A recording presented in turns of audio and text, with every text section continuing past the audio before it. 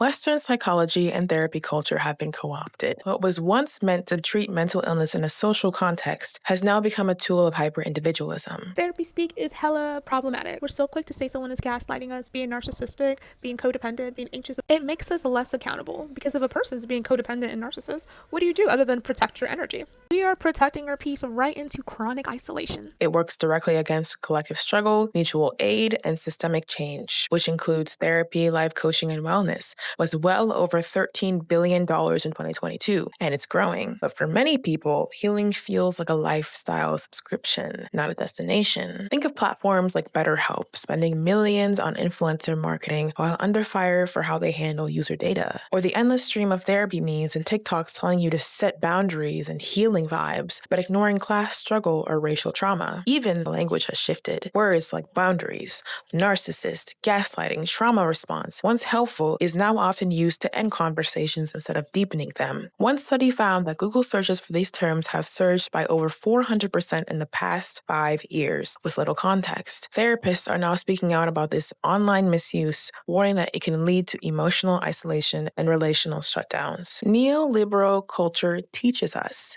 if you just do the work, cut off the people who trigger you, curate your peace, you'll be healed. But that's what makes collective organizing almost impossible, because if everyone is intolerant of discomfort or disagreement, who's left to build with? Who's left to compromise? Research shows that Western cultures tend to use therapy for self-enhancement, while collectivist cultures view healing as a relational process. But in this model, we treat every relational bump as perhaps a red flag or a beige flag, or maybe sometimes a green flag. Every inconvenience is abuse. We've turned sadism into self-care and barbarity into boundaries. Ghosting someone becomes protecting my peace. I feel uncomfortable, then you must be toxic. That kind of moralization, where comfort is king, lets people avoid accountability for their own antisocial behaviors. Hey, I haven't seen you in a while. How have you been? Like the fact that you were prioritizing your taste buds over my potential taste buds is very narcissistic, and I think that you should speak to somebody about it.